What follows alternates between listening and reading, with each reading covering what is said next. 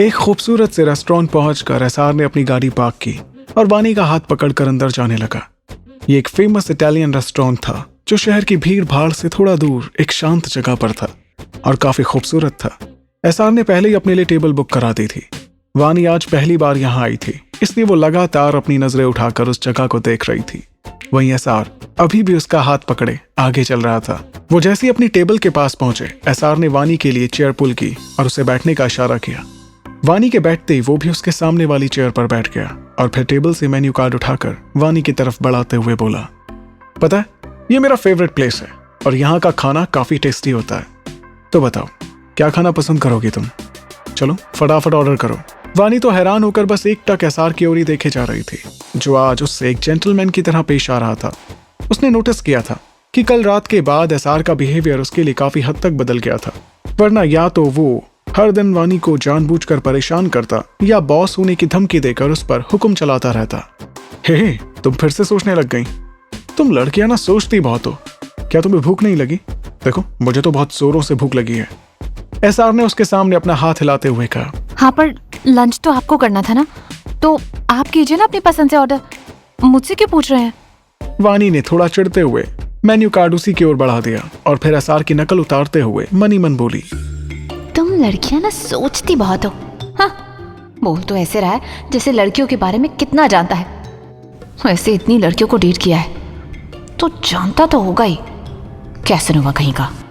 हे, तुम इतना over react क्यों कर रही हो? मैं तो बस तुम्हारी पसंद जानने की कोशिश कर रहा था। ओके, मैं ही ऑर्डर कर देता हूँ। वेटर! ये कहकर एसआर ने एक वेटर को आवाज दी और वो अपना ऑर्डर देने लगा। वहीं एसआर ने वेटर से क्या कहा क्या नहीं, वानी को कुछ भी सुनाई नहीं दिया। उसका दिमाग तो एसआर की कही एक ही बात पर अटक गया था। मैं तो बस तुम्हारी पसंद जानने की कोशिश कर रहा था। वानी एक अनाथ लड़की थी और वो काफी सालों से अकेली रह रही थी। उसे याद भी नहीं कि कब किसी ने उसकी पसंद या नापसंद के बारे में पूछा हो। शायद शार्वी के बाद वो दूसरा शख्स था जिसने उसके बारे में जानने की कोशिश की थी और यही बात दिल ही दिल उसे खुशी दे रही थी। थोड़ी देर में उनका टेबल खाने के डिशेस से भर चुका था। टेबल पर रखी डिशेस को देखते ही वानी हैरानी से बोली, इतना सारा खाना हम दोनों के लिए? हाँ, तुमने बताया नहीं और मुझे तुम्हारी पसंद पता नहीं थी, इसलिए मैंने खुद से ये सब ऑर्डर कर दिया। अब तुम जो चाहे वो खा सकती हो। एसआर ने प्लेट में खाना डालते हुए कहा। अपने सामने रखी इतनी सारी डिशेस और खाने की लजीज खुशबू से वानी के मुंह में पानी आ गया। जाने अनजाने एसआर ने उसकी पसंद की ही कुछ डिशेस ऑर्डर कर दी थी और वानी ठहरी फूड लवर। अब वो खुद को और ज्यादा कंट्रोल नहीं कर सकती थी। उसने एक्साइटेड होकर अपनी प्लेट में खाना डाला और खाने लगी, लेकिन इसी एक्साइटमेंट के चक्कर में उसके उसी हाथ में टेबल का एक कोना लग गया जिसमें कल रात उसे चोट लगी थी। वो अपना हाथ पकड़ते हुए चिल्लाई, आउच! उसकी आवाज सुनकर एसआर ने तुरंत ही अपने हाथ में पकड़े चम्मच को छोड़ दिया और झट से उसका हाथ पकड़ते हुए बोला, क्या हुआ तुम्हें? दिखाओ मुझे, लगी तो नहीं? तुम कोई काम आराम से नहीं कर सकती हो क्या? जब देखो तब तुम्हें झांसी की रानी बनना होता है। खाना भी ठीक से नहीं खा सकती। लगा दी अब अपने हाथ पर। यह पहली बार था जब एसआर वानी को डांट रहा था और वानी चुपचाप बिना बहस किए मुस्कुराते हुए उसकी डांट सुन रही थी। शायद आज एसआर की डांट भी उसे काफी अच्छी लग रही थी। अब तुम कुछ नहीं कहोगी और चुपचाप आराम से बैठोगी, समझी तुम? एसआर ने जैसे ये कहा, वानी झट से बोली, तो ये सारा खाना तुम अकेले ही खाने वाले हो क्या? और अगर खुद ही खाना था तो मुझे लंच पर क्यों लेकर आए? हाँ? ये सुनकर एसआर ने उसे घूरा और खुद उसकी तरफ खाने से भरी स्पून बढ़ाते हुए बोला, मुझे लगता है मैंने जो कहा तुमने ठीक से नहीं सुना। चुपचाप आराम से बैठो और अपने हाथ बिल्कुल मत हिलाओ। अब मैं तुम्हें खिलाऊंगा और तुम खाओगी। चलो मुंह खोलो अपना। ये देखकर वानी की आंखें बड़ी हो गईं और वो हैरान होते हुए बोली, क्या तुम? मैं खुद से खा लूंगी। मैंने कहा ना मैं खिला रहा हूं। और शायद तुम भूल रही हो, इस वक्त भी मैं तुम्हारा बॉस हूं और तुम मेरी असिस्टेंट हो, इसलिए तुम्हें मेरी बात माननी पड़ेगी। चलो मुंह खोलो जल्दी। ये कहकर एसआर ने तुरंत ही उसके मुंह के आगे चम्मच बढ़ा दिया, जिससे वानी को ना चाहते हुए भी उसके हाथ से खाना पड़ा। एसआर अब वानी को हाथ भी नहीं हिलाने दे रहा था। वो एक निवाला खुद खाता और एक निवाला वानी को खिलाता और इस तरह एसआर और वानी ने अपना पूरा लंच फिनिश किया। खाना खाने के बाद वानी जैसे ही अपनी चेयर से उठने लगी, तभी एसआर वानी को रोकते हुए बोला, हे एक मिनट। अब तो खाना भी हो गया, अब क्या है? वानी ने सवालिया नजरों से उसे देखा तो एसआर बिना कुछ कहे उसके थोड़ा करीब आया और उसके चेहरे की ओर अपना हाथ बढ़ाने लगा। ये देखकर वानी की आंखें हैरानी से फैल गईं। वो उसे खुद के करीब आता देख मन ही मन बोली, खाना खिलाया तो बदले में मुझे किस करना चाहता है। मतलब खाना खिलाते ही अपने असली रूप में आ गया ठरकी कहीं का। जब भी मैं सोचूं ये आज इतना स्वीट क्यों बन रहा है, अभी बताती हूँ उसको तो। क्या ये क्या करने की कोशिश कर रहे हो तुम? हाँ, वानी उसे घूरते हुए बोली, "श्श, हिलना मत, 1 मिनट। हाँ। ये कहते हुए एसआर धीरे से उसके फेस की तरफ झुका।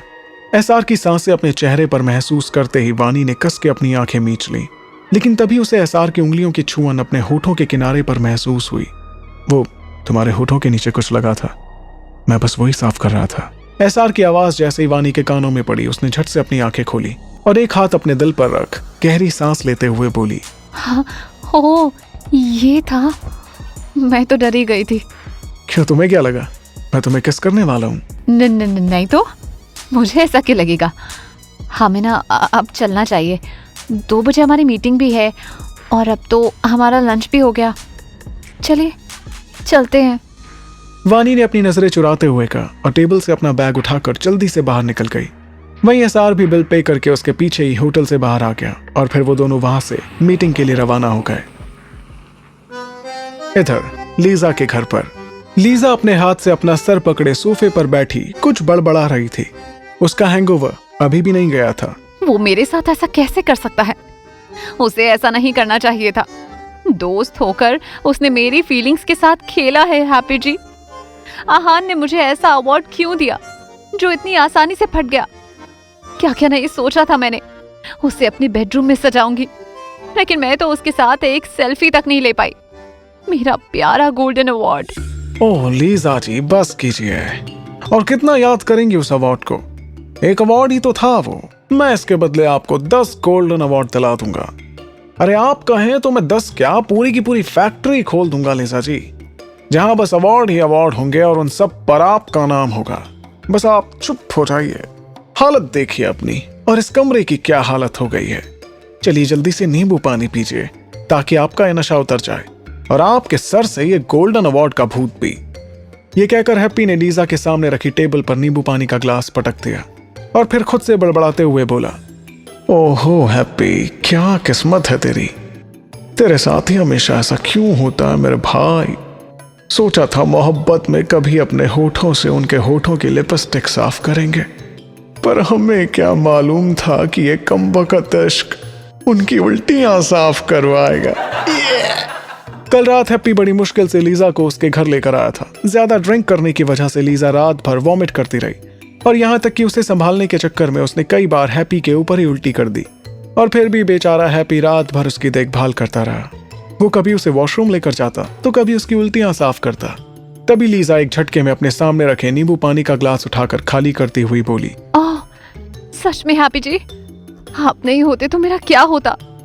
कौन मेरे इस दुख में मेरा सहारा होता? कौन मेरा इतना ख्याल रखता? आप कितने अच्छे हैं हैप्पी जी। ये कहकर लीजा हैप्पी के पास आगे आई और आगे बढ़कर हैप्पी के गाल पर एक किस कर दिया। लीजा के किस करते ही हैप्पी कुछ मिनट तक तो एक स्टैचू की तरह खड़ा रहा और फिर तुरंत ही अपने उस गाल पर हाथ रख जोर से चिल्लाया, ओए मां! और इस चीख के साथ वो चक्कर खाकर नीचे गिर गया और बेहोश हो गया। वहीं अचानक उसके ऐसे नीचे गिरने से लीजा घबरा गई और वो तुरंत नीचे बैठकर उसके सर को अपनी गोद में रख उसके गालों को थपथपाते हुए बोली, हैप्पी जी, आंखें खोलिए हैप्पी जी, क्या हुआ आपको? हैप्पी जी। दूसरी तरफ अपने बेड पर लेटी शार्वी बस इधर से उधर करवटें बदली जा रही थी। वो काफी टाइम से सोने की कोशिश कर रही थी, लेकिन उसे नींद ही नहीं आ रही थी। उसके दिमाग में बार बार आहान की बातें और आंखों के सामने वो पल आ रहे थे जो उसने आहान के साथ बिताए थे। ठहरे जब भी आकर उस पर मेरी आंखें, तो उसकी भी नजरें टिकी हों सिर्फ मुझ पर आके, वरना लाजमी है मेरे इस दिल का चलना। जब मोहब्बत मेरी तो फिर वो किसी और को, और कोई और उसे क्यों ताके। वो अपने ब्लैंकेट को एक तरफ झटक कर उठकर बैठ गई और झल्लाते हुए बोली, ये क्या हो रहा है? मुझे नींद क्यों नहीं आ रही? मैं बार बार आहान सर के बारे में क्यों सोचे जा रही हूँ? जितना उनसे बचने की कोशिश करती हूँ उतना ही इनका ख्याल आता है और अब तो मुझे चैन से सोने भी नहीं दे रहा। और ऊपर से इनकी ये गोल गोल बातें मुझे समझ ही नहीं आती। सीधे से नहीं समझा सकते क्या कहना चाहते हैं? कभी कभी तो उनकी बातों से ऐसा लगता है जैसे वो मुझसे प्यार। ये कहते कहते वो अचानक से रुक गई और उसने अपने मुंह को दोनों हाथों से ढक लिया। फिर वो खुद के सर पर एक चपत लगाते हुए बोली, ओफ, मैं भी ये क्या सोचने लगी। आहान सर भला मुझसे प्यार क्यों करेंगे? वो इतनी बड़ी कंपनी के मालिक हैं और मैं उस कंपनी की एक छोटी सी एम्प्लॉय। कहाँ वो, कहाँ मैं। और उनके एक इशारे पर तो लड़कियों की लाइन लग जाएगी। फिर वो मुझे क्यों चुनेंगे? ये कहकर वो अपने बेड से उठकर बालकनी में आई और रेलिंग से सटकर खड़ी हो गई। बाहर ठंडी ठंडी हवाएं चल रही थी और आसमान में आज पूरा चांद चमक रहा था। वो उन हवाओं को महसूस कर अपनी दोनों बाहों को खुद में समेट चांद को देखते हुए बोली, पर उनकी बातें सुनकर मुझे क्या हो जाता है?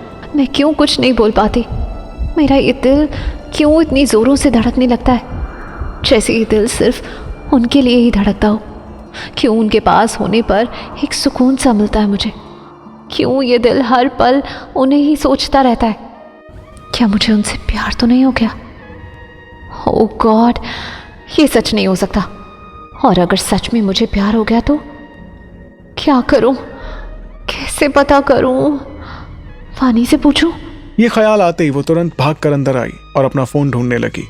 फोन के मिलते ही उसने झट से वानी का नंबर निकाला और डायल करने लगी, लेकिन तुरंत ही उसने नंबर डायल करते उंगलियों को रोक लिया और बेड पर बैठकर मुंह बनाते हुए बोली, नहीं यार, वानी से नहीं।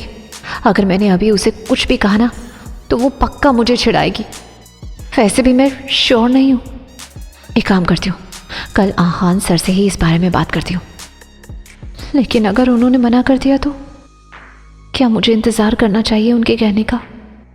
ओफ, ये सब कुछ इतना कॉम्प्लिकेटेड क्यों है? मैं पागल हो जाऊंगी सोच सोच कर। उसने झुंझलाहट में अपने हाथ पैर पटके और फिर बेड पर लेटकर कंबल को अपने सर पर तान कर सो गई।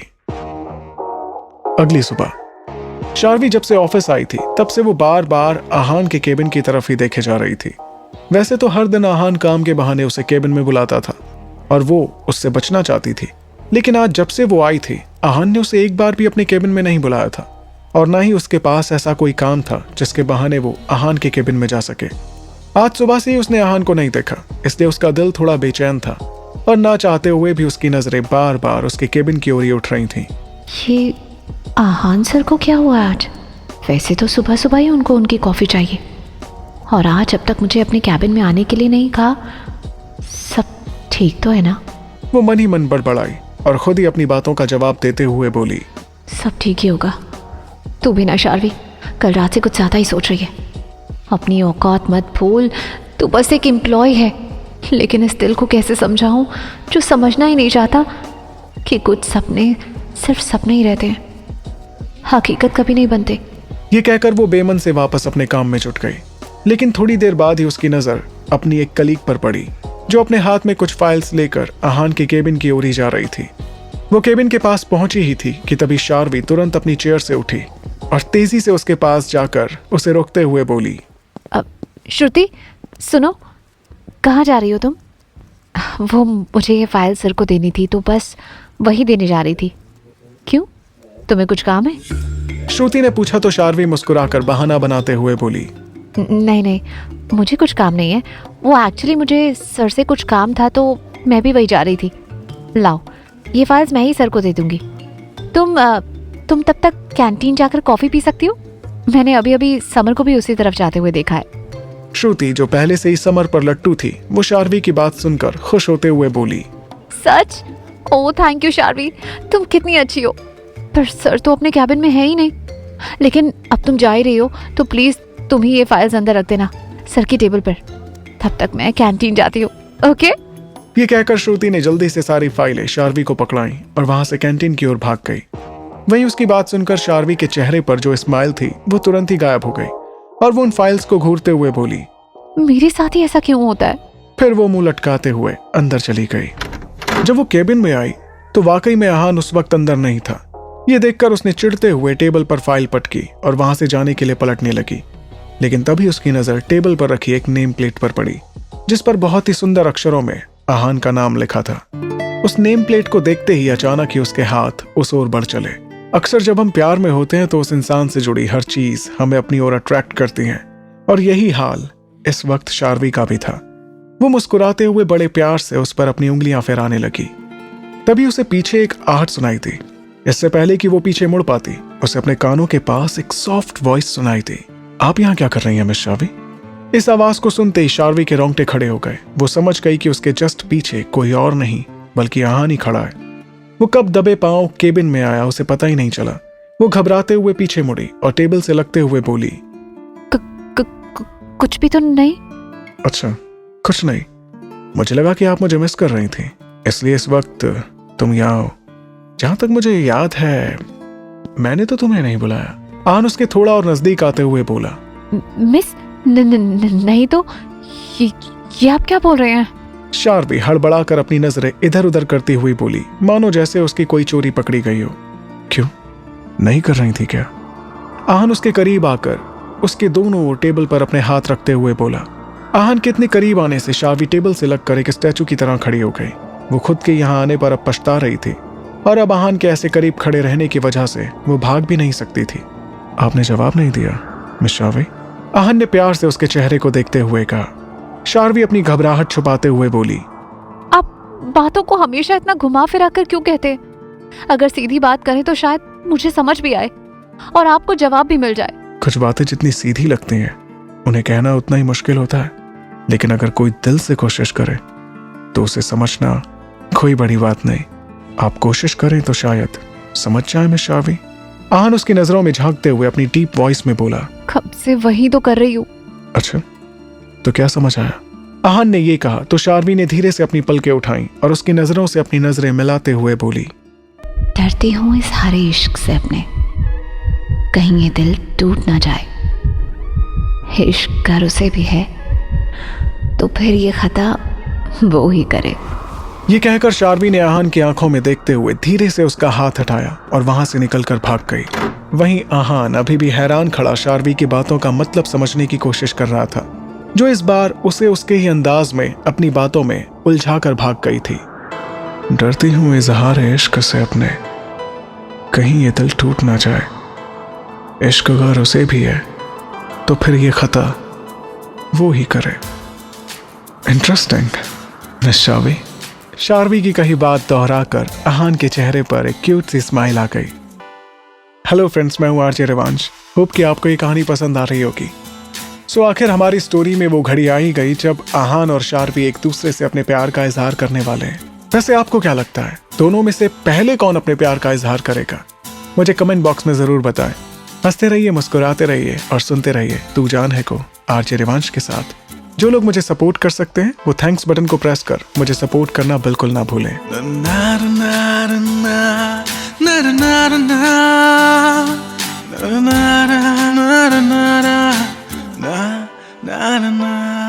एहसास तेरा हर पल साथ है, अब तू ही जिंदगी है, तू जान है।